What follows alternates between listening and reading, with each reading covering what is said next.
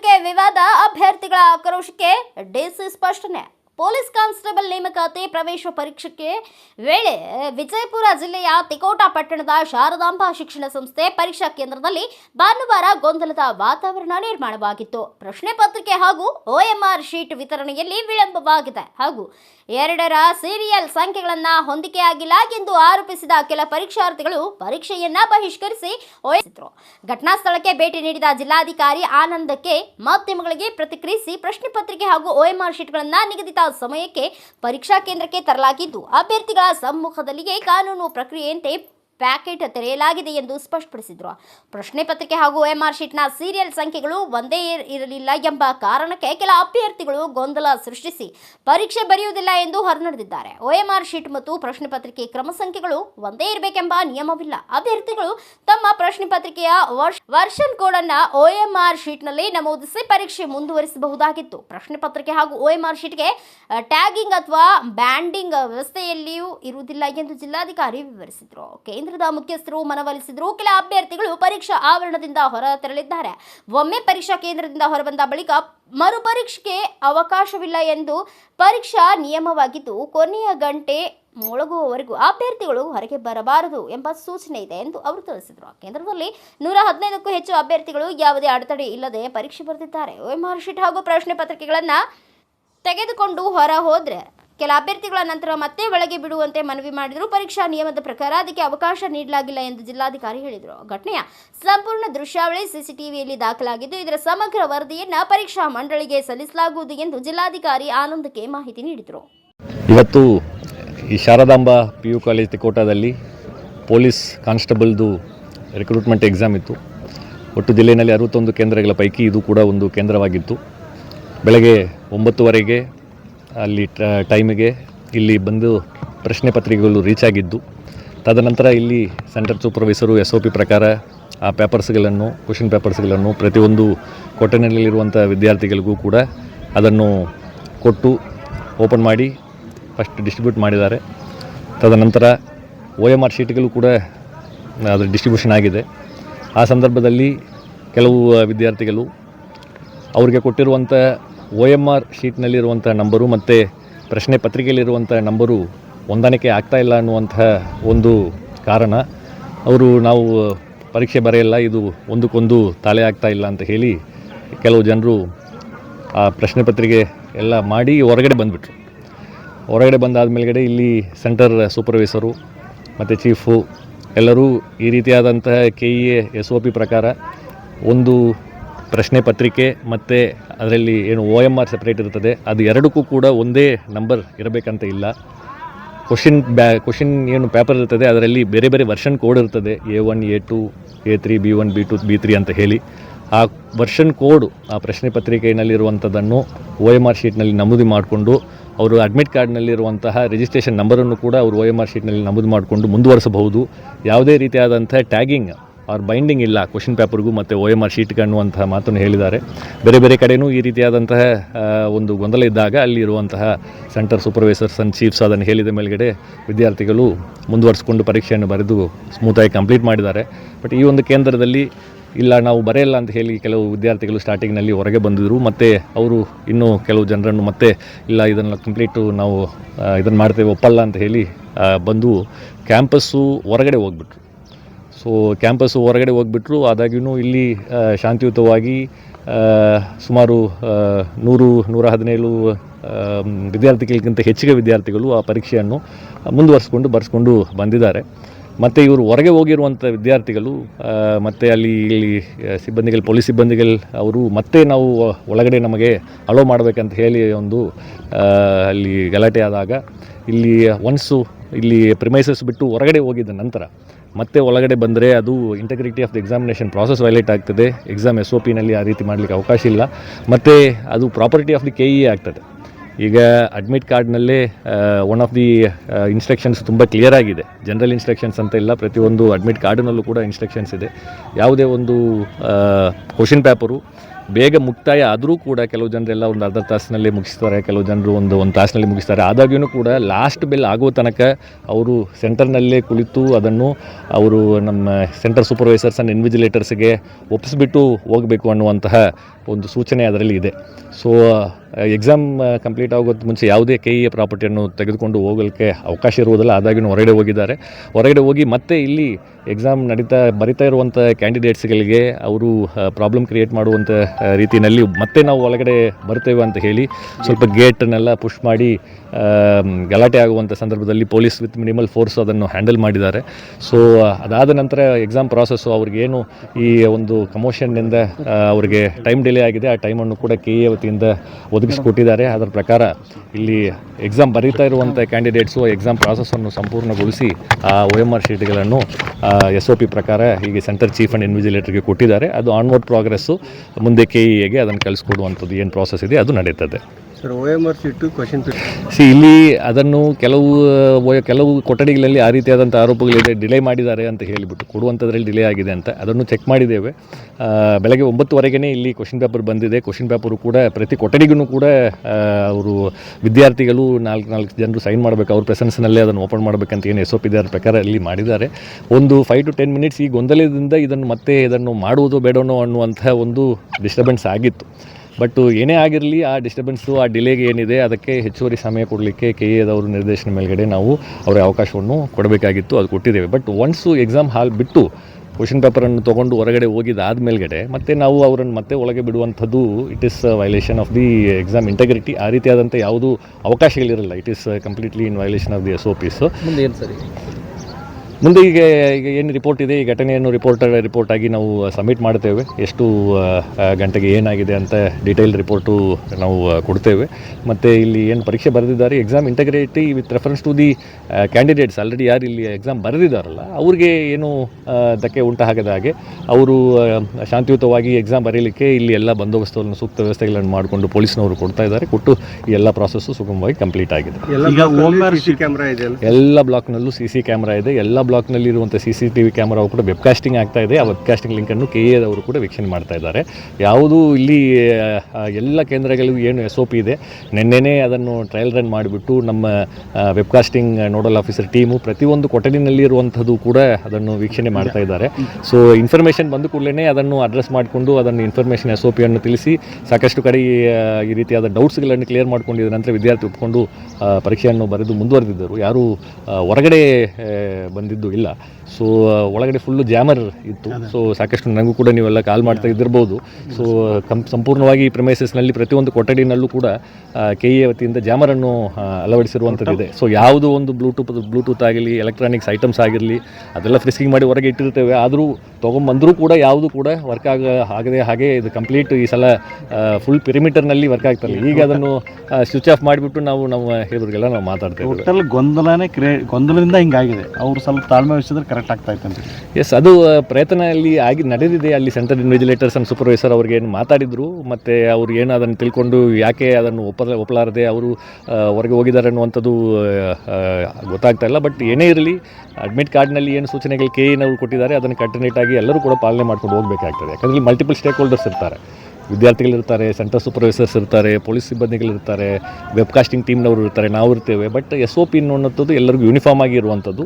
Examination process ಇದು ಯುವಕರ ಒಂದು ಭವಿಷ್ಯದ ವಿಚಾರ ಇರುವುದರಿಂದ ಇದರಲ್ಲಿ ಯಾವುದೇ ರೀತಿಯಾದಂಥ ಕಾಂಪ್ರಮೈಸು ಅಥವಾ ಇಂಟಗ್ರಿಟಿ ಕಾಂಪ್ರಮೈಸ್ ಮಾಡಲಿಕ್ಕೆ ಅವಕಾಶ ಆಗೋದಿಲ್ಲ.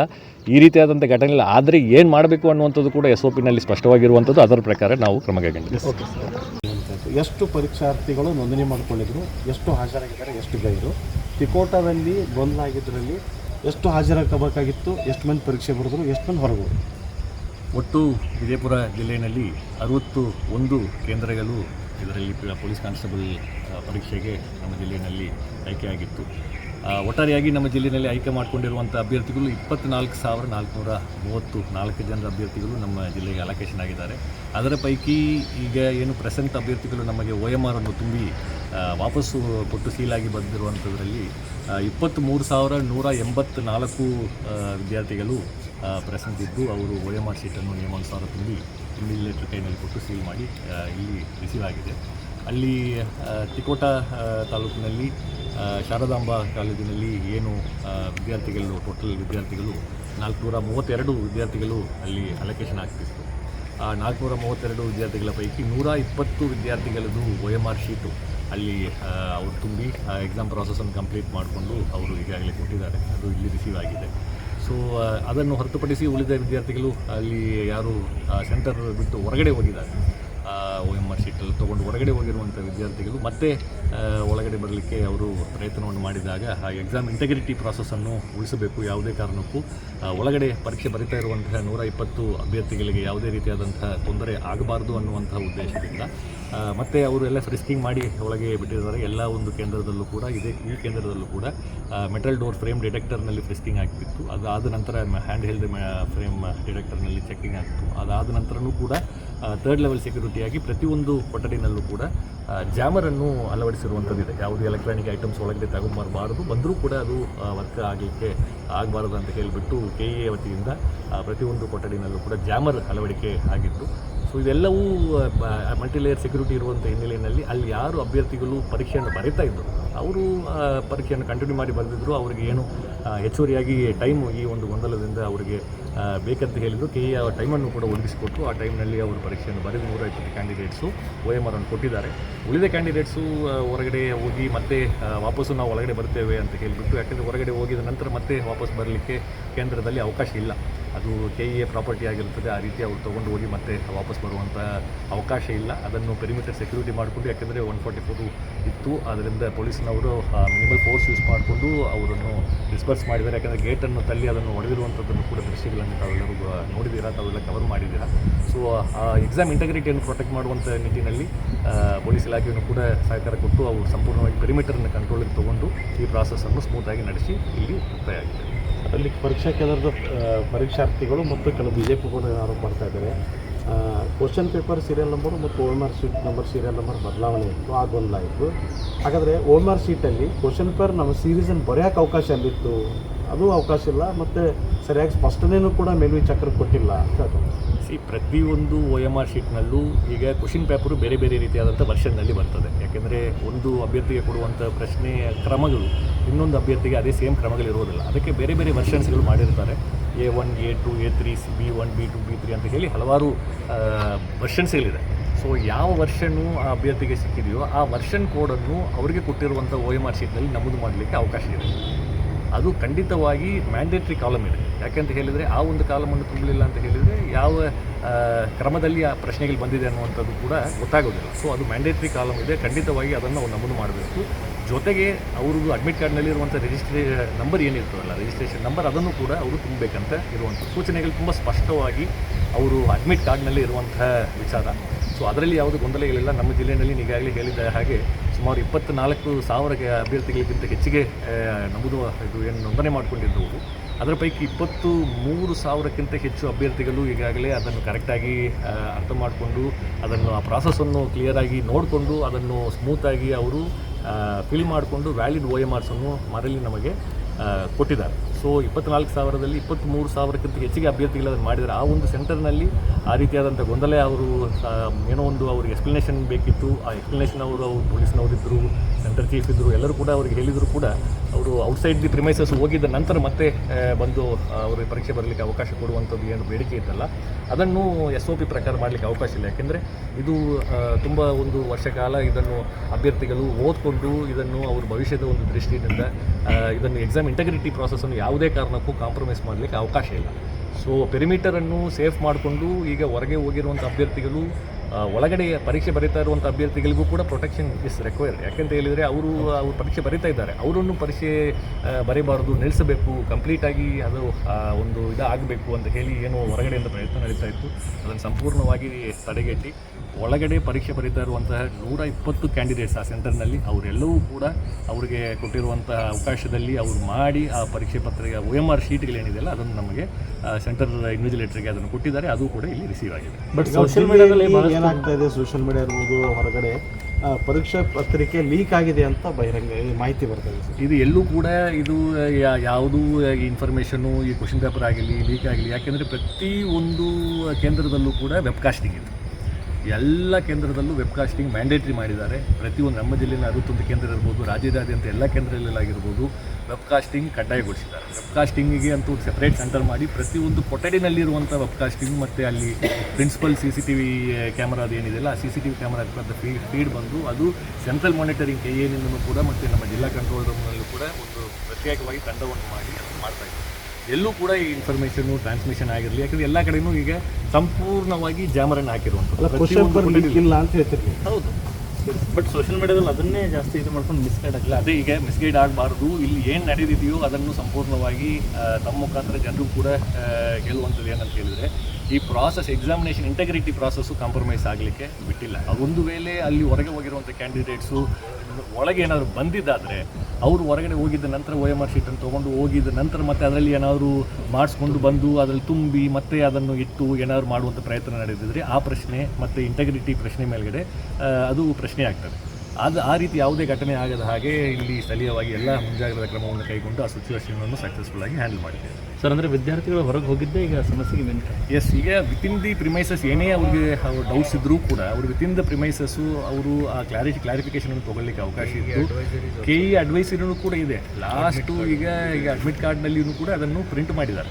ಅವರು ಯಾವುದೂ ಕಾರಣಕ್ಕೂ ಅವರು ಒಂದು ವೇಳೆ ಎಕ್ಸಾಮನ್ನು ಬೇಗನೆ ಕಂಪ್ಲೀಟ್ ಮಾಡಿದರು. ಕೆಲವು ಅಭ್ಯರ್ಥಿಗಳು ಒಂದು ಅರ್ಧ ತಾಸಿನಲ್ಲಿ ಅಥವಾ 1 ತಾಸಿನಲ್ಲಿ ಕಂಪ್ಲೀಟ್ ಮಾಡುವಂಥ ಅಭ್ಯರ್ಥಿಗಳಿದ್ದಾರೆ. ಆದಾಗ್ಯೂ ಕೂಡ ಅವರು ಕೊನೆ ಬೆಲ್ ತನಕ ಯಾವುದೂ ಕಾರಣಕ್ಕೂ ಎಕ್ಸಾಮ್ ಹಾಲ್ ಬಿಟ್ಟು ಹೊರಗಡೆ ಹೋಗಬಾರ್ದು ಅನ್ನುವಂಥ ಸೂಚನೆ ಇದೆ. ಸೊ ಒಳಗಡೆ ಇದ್ದರೆ ಅವ್ರಿಗೆ ಏನಾದರೂ ಈ ರೀತಿ ಕನ್ಫ್ಯೂಷನ್ ಇದ್ದು ಸೆಂಟರ್ ಸೂಪರ್ವೈಸರ್ ಹೇಳಿದ್ದು ಆಗಲಿಲ್ಲ ಅಂತ ಹೇಳಿದರೆ ಅದನ್ನು ಅವರು ಅಡಿಷನಲ್ ಟೈಮ್ ಕೇಳಿಕೊಂಡು ಅದನ್ನು ಸಾಲ್ವ್ ಮಾಡಿಕೊಳ್ಳಲಿಕ್ಕೆ ಅವಕಾಶ ಇತ್ತು. ಆ ರೀತಿಯಾದಂಥ ಅವಕಾಶವನ್ನು ರಾಜ್ಯಾದ್ಯಂತ ಮತ್ತು ಜಿಲ್ಲೆಯಲ್ಲೂ ಕೂಡ ಬೇರೆ ಬೇರೆ ಸೆಂಟರ್ಸ್ಗಳಲ್ಲಿ ಅದನ್ನು ಮಾಡ್ಕೊಂಡಿದ್ದಾರೆ. ಇವತ್ತು ತಿಕೋಟದಲ್ಲಿ ಆಯ್ತಲ್ಲ ಸರ್, ಲೇಟ್ ಆಗಿದ್ದಕ್ಕೆ ಅವ್ರು ಎಕ್ಸ್ಟ್ರಾ ಟೈಮ್ ಕೊಟ್ಟಿರಿ ತಾವೆಲ್ಲ? ಎಕ್ಸ್ಟ್ರಾ ಟೈಮ್ ಕೊಟ್ಟಿದ್ದೇವಲ್ಲ. ಎಷ್ಟು KE ಅವ್ರ ಕಡೆಯಿಂದ ನಾವು ಅವಕಾಶ ತೊಗೊಂಡು ಅಲ್ಲಿ ಎಕ್ಸಾಮ್ ಏನು 1 ತಾಸು ಡಿಲೇ ಆಗಿತ್ತಲ್ಲ, 12 to 1:30 1:30 ಟೈಮ್ ತನಕ ಅವ್ರಿಗೆ ಅವಕಾಶ ಕೊಟ್ಟಿದ್ದೇವೆ. 1:30 ಟೈಮ್ ತನಕ ಎಂಟೈರ್ ಪ್ರಿಮೈಸಸನ್ನು ಸೆಕ್ಯೂರ್ ಮಾಡಿಕೊಂಡು ಎಲ್ಲ ರೆಕಾರ್ಡಿಂಗ್ಸ್ ಮಾಡಿಕೊಂಡು ಅವ್ರಿಗೆ ಎಷ್ಟು ಟೈಮ್ ಅದರಲ್ಲಿ ಈ ಒಂದು ಕ್ಲಾರಿಫಿಕೇಷನ್ ಆ್ಯಂಡ್ ಕನ್ಫ್ಯೂಷನಲ್ಲಿ ಹೋಗಿತ್ತು ಅವರಿಗೆ KE ಅನುಮೋದನೆ ತೊಗೊಂಡು ಅವ್ರಿಗೆ ಹೆಚ್ಚುವರಿ ಟೈಮೂ ಕೊಟ್ಟು ಯಾರು ಹೊರಗಡೆ ಬಂದಿಲ್ವೋ ವಿತಿನ್ ದ ಪ್ರಿಮೈಸಸ್ಸು ಅವರು ಶಾಂತಿಯುತವಾಗಿ ಎಕ್ಸಾಮ್ ಬರೀಲಿಕ್ಕೆ ಅವರು ಕಂಟಿನ್ಯೂ ಮಾಡಿದರು. ಅವರಿಗೆ ಹೆಚ್ಚುವರಿ ಟೈಮನ್ನು ಕೊಟ್ಟು ಆ ಅಭ್ಯರ್ಥಿಗಳು ಸಕ್ಸಸ್ಫುಲ್ಲಾಗಿ 120 ಅಭ್ಯರ್ಥಿಗಳು ಕೂಡ ಕೊಟ್ಟಿದ್ದಾರೆ. ಸರ್, ಒಂದು ನಿಮಿಷ. ನಮ್ಮ ಮೇಲೆ ಲಾಠಿ ಚಾರ್ಜ್ ಮಾಡಿದ್ರು, ಹಾಗಾಗಿ ಈ ರೀತಿ ಮಾಲ್ ವೇರಿಯೇಷನ್ ಆಯಿತು ಅಂತ BJP ಮುಖಂಡರು ಸರ್ ಎಲ್ಲರೂ ಆರೋಪ. ಇದೇನು ಎಕ್ಸಾಮಿನೇಷನ್ ಗೊಂದಲ ಇತ್ತು, ಆ ಗೊಂದಲಕ್ಕೆ ಸಂಬಂಧಪಟ್ಟಂತೆ ಜಿಲ್ಲಾಧಿಕಾರಿ ಅವ್ರನ್ನೂ ಕೂಡ ಬಂದು ಅವರು ಯಾರು ಎಕ್ಸಾಮಿನೇಷನ್ ಸೆಂಟರ್ ಒಳಗಡೆ ಇದ್ದರು ಅವ್ರಿಗೇನು ಟೈಮ್ ಲ್ಯಾಪ್ಸ್ ಆಗಿತ್ತು, ಅವರು KEಗೆ ಮಾತಾಡಿ ಪರ್ಮಿಷನ್ ತೊಗೊಂಡು ಅವರಿಗೆ ಎಕ್ಸ್ಟ್ರಾ ಅವಧಿಯನ್ನು ಕೊಟ್ಟು ಎಕ್ಸಾಮ್ ಬರೆಯೋದಕ್ಕೆ ಅವಕಾಶ ಕೊಡ್ತಾರೆ. KEಯ ರೂಲ್ಸ್ ಪ್ರಕಾರ ಯಾವುದೇ ಅಭ್ಯರ್ಥಿಯೂ ಕೂಡ ಟೈಮ್ ಮುಗಿಯೋವರೆಗೂ ಕೂಡ ಯಾರೂ ಕೂಡ ಹೊರಗಡೆ ಹೋಗೋ ಆಗಿಲ್ಲ. ಇವರು OMR ಶೀಟ್ಸ್ಗಳನ್ನು ತೊಗೊಂಡು ಹೊರಗಡೆ ಹೋಗಿದ್ದರು. ಹಾಗಾಗಿ ಎಕ್ಸಾಮ್ನ ಬಗ್ಗೆ ಇಂಟಿಗ್ರಿಟಿ ಬಂದಾಗ ಯಾವುದೇ ಹೊರಗಡೆ ಹೋದಂಥ ಅಭ್ಯರ್ಥಿಯನ್ನು ಮತ್ತೆ ವಾಪಸ್ಸು ಹೊರಗಡೆ ತೊಗೊಳ್ಳೋದಕ್ಕೆ ಅವಕಾಶ ಇರಲ್ಲ.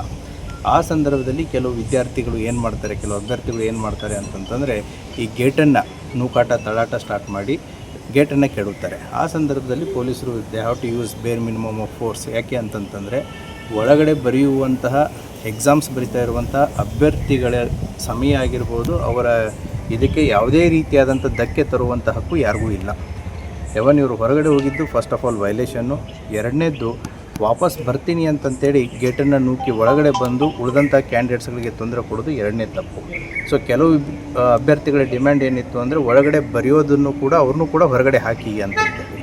So there entire purpose was totally different. ಹಾಗಾಗಿ ನಾವು ಬೇರ್ ಮಿನಿಮಮ್ ಫೋರ್ಸನ್ನು ಯೂಸ್ ಮಾಡಬೇಕಾಗತ್ತೆ. ತದನಂತರ ಕೆಲವೊಂದಿಷ್ಟು ಹೊರಗಡೆ ಇದ್ದಂಥ ಕ್ಯಾಂಡಿಡೇಟ್ಸ್ಗಳನ್ನು ಕೂಡ ಅಲ್ಲಿ ಯಾಡಪ್ ಆಗ್ತಾರೆ. ಆ ಯಾಡಪ್ ಆದಂಥ ಸಂದರ್ಭದಲ್ಲಿ ಪೊಲೀಸ್ನವರು ಅವರನ್ನು ಬುದ್ಧಿವಾದ ಹೇಳ್ತೀವಿ, ಬುದ್ಧಿವಾದ ಕೇಳದೇ ಇದ್ದಾಗ ಅವರನ್ನು ನಾವು ಪ್ರಿವೆಂಟಿವ್ ಕಸ್ಟಡಿ ತೊಗೊಂಡು ಸೊ ಅಲ್ಲಿದ್ದಂಥ ಎಲ್ಲ ಅಭ್ಯರ್ಥಿಗಳನ್ನ ನಾವು ವಾಪಸ್ ಕಳಿಸ್ಕೊಡ್ತೀವಿ. ಸರಿ, ವಾಪಸ್ಸು ಬಿಟ್ಟಾಗಿದೆ ಸರ್? ಎಸ್, ಪ್ರೊಸೀಜರ್ ಪ್ರಕಾರ ನಮ್ಮದೇನು ಕಾನೂನು ಪ್ರಕ್ರಿಯೆ ಅದನ್ನು ಮುಗಿಸ್ಕೊಂಡು ನಾವು ಫರ್ದರ್ ಆ್ಯಕ್ಷನನ್ನು ತೊಗೊಳ್ತೀವಿ. Thank you. Thanks for watching. Read, discuss and debate with editor Dr. Yan Prashant Rao. Wanted reporters in print, digital and visual media for Bharat Vaibhav Daily Newspaper, BV News 5 Channel and BV Fast Web News from all the talukas of Karnataka, Goa and Maharashtra. If interested, send your resume to 9019229369.